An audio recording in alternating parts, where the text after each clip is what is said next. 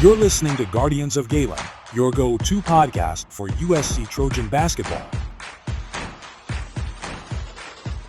Let's get started.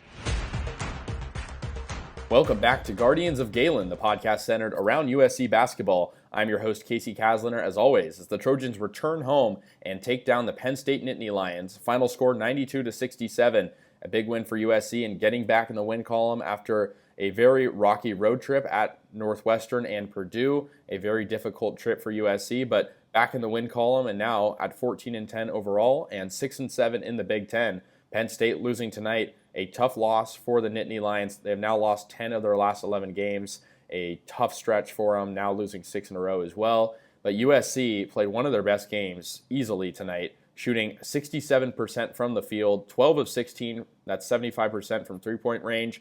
And they wouldn't have been able to do that from beyond the arc without Chibuzo Agbo, who made a career-high 7 threes on 9 attempts and took every single one of his shots from distance, 21 total points for him. And that's a big game for him because obviously his three-point ball has been pretty inconsistent this year. We've seen him in recent games move stuff around in his game, a little bit of driving here and there, but he stuck to what he is known for, and that's shooting threes, and he hit them well. And the interesting thing was, obviously USC was favored in this game going into it, considering Penn State's struggles. But Desmond, Claude, Wesley, Yates, and Chibuzo Agbo were all questionable going into it. So it could have been a different game had those guys not played, but it was good they did. And we had a report from Eric Musselman himself in the postgame that Wesley Yates might have broken his nose. So no update on that yet, but he also mentioned Terrence Williams with a possible return later in the season. Obviously, there's only 6 games left in the regular season, but Eric Musselman did say that. So that's sort of the injury report as of right now. But 3 questionable guys, 3 guys that are very vital to this roster were questionable, and they all play and they play well. And it was good for Desmond, Claude to come back as well after missing a couple of games. And, you know, the team was obviously just not themselves without him. He is obviously the heart and soul of this USC team, his versatility, his ability to do different things and be a driving guard, a big guard. That's something Musselman kind of has had in most of his teams over his coaching career. And Claude was great. He had 16 points on 5 of 6 shooting. The turnovers were an issue for Claude. He had 8, but he also had 8 assists. So, you know, that 1-to-1 assist to turnover ratio. But Agbo stole the show tonight. 21 points for him, like I mentioned. And the good thing with Musselman, too, is he's sort of working in those young guys into the lineup. We saw against Purdue last game, Isaiah Elohim and Jalen Shelley got some valuable minutes, given it was a blowout. And Shelley got some good looks tonight. He had 9 points on 3 of 4 shooting in an efficient 14 minutes. But just an overall very good win for USC from a morale standpoint. I think they had to get something like this at home in front of their fans to sort of write home about, considering, you know, we're heading down the stretch now. There's 6 games left. USC has 1 ranked opponent remaining on its schedule, and that's against Maryland. And so realistically, they're in striking distance. You know, they could get to that 20 win mark and you know, maybe convince the bracket makers of something. And going into this, I think obviously Penn State has struggled this year, but they have some really good individuals on this team. Ace Baldwin Jr. is one of the best passers in the country. He's actually 6th in the country in assist and 2nd in the Big Ten in that category.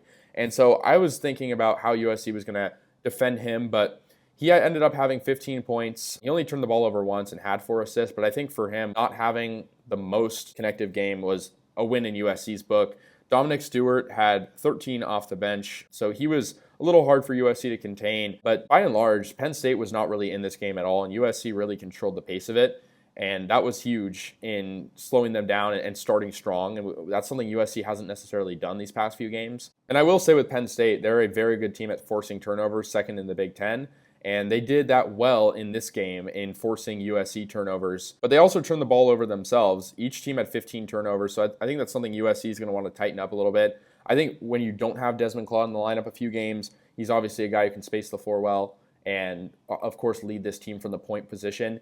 I think, you know, reintegrating him into the lineup for sure was maybe something that wasn't super smooth right away, but just a dominant win from USC. There isn't much they didn't do right here. I mean, really, I guess the turnovers, they won the rebounding battle. They capitalized off turnovers with 19 points off those, scored 40 points in the paint, and obviously, you know, that helps when you add Claude back, a guy who's such a good driving force, as well as having St. Thomas and Wesley Yates and what they're able to do down inside. But Yates is looking like one of the best freshmen in the Big Ten right now. And he's even edging out guys like Dylan Harper in points per game in the last 5 games and really showing his value to this team. And we saw, with USC not having Desmond Claude, obviously it was a struggle, but it really gave Wesley Yates the floor to play his game, and his versatile game, being able to score at all 3 levels, shine through. And I think that definitely upped his confidence. He looked a lot more confident tonight. Not that he hasn't before, but his command is just so on point right now. He was 2 of 2 from long range, 5 of 8 from the floor. USC was also very good from the free throw line, 14 of 17. That's an improvement in my book, considering this team struggles from the charity stripe at some points this year, and that's really come back to bite them in a few games. USC defended very well. Penn State shot 43% from the field, only 27% from 3, and USC at one point went on a 16-1 run in the first half, and that was early on. And this wasn't a pretty start for USC per se. They turned the ball over a bit, but USC just stuck to their game. They did what they do best, and they even led into the second half well. USC had 12 consecutive field goal makes to start the second half. That's one thing to note. I want to look again at Chibuzo Agbo, just the difference in this game versus previous games.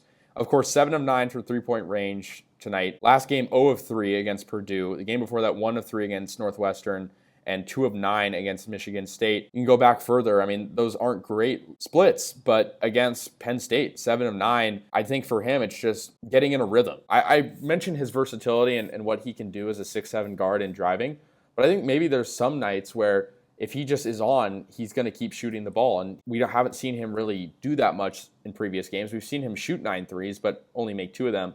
So I think for him, he's a guy who sort of adjusts to the game flow and shoots based on, how he's doing. And I think that helps the team because he is a versatile player. His build is very unique, and that helps with being able to score. Desmond Claude also got to the charity stripe 7 times, made 5 free throws. Obviously, he's one of the better guys in the Big Ten at getting to the charity stripe and using his driving force and his frame to make opportunities. So to me, this game was sort of a textbook example of what USC can look like when everything goes right. It's one of their highest scoring games of the year. Obviously, they scored 99 against Iowa in that win last month and had a few conference games with points in the 90s as well. But looking ahead, USC is going to play against Minnesota next. And it might look like a different game. Minnesota's had a tough year as well. They've lost 3 of their last 4. They did beat Penn State, and so that could give you a frame of reference. But for Penn State, they do have a 1A type player, and that is Dawson Garcia. He is the second highest scorer per game in the Big Ten. So whereas Penn State didn't necessarily have that 1A type of player that is going to light you up on any given night. And for Penn State, I will say, their depth is pretty good. Their starting lineup 1 through 5 is solid. But for a team like Minnesota, they're a lot more reliant on Dawson Garcia, and they have other good players as well. But USC is going to have to do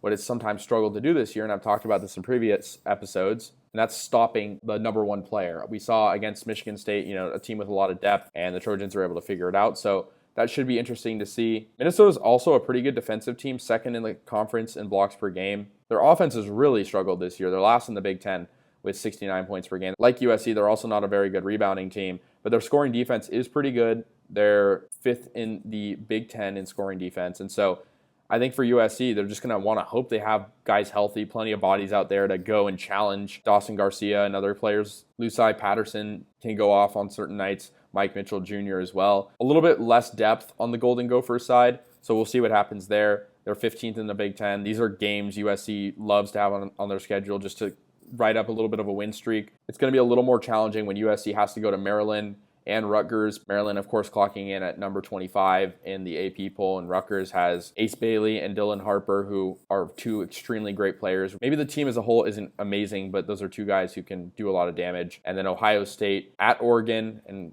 Oregon obviously isn't the team they were earlier in the year, but they still beat USC earlier in the year as well. And then playing Washington at home, a game USC should win. And then finally, to end the inaugural Big Ten regular season for USC, they go to UCLA. So won't look too far in the future. Some of these games are about a month away, but just something to take note of because we're looking at, if USC wins out, a 21-win season. I don't think they're going to win out realistically, but that's a goal they want to achieve, and the pieces are starting to look very cohesive, albeit, Penn State's not the strongest opponent, but we'll see. I mean, USC put Northwestern to the test. Purdue was a rough game, but you don't have Claude.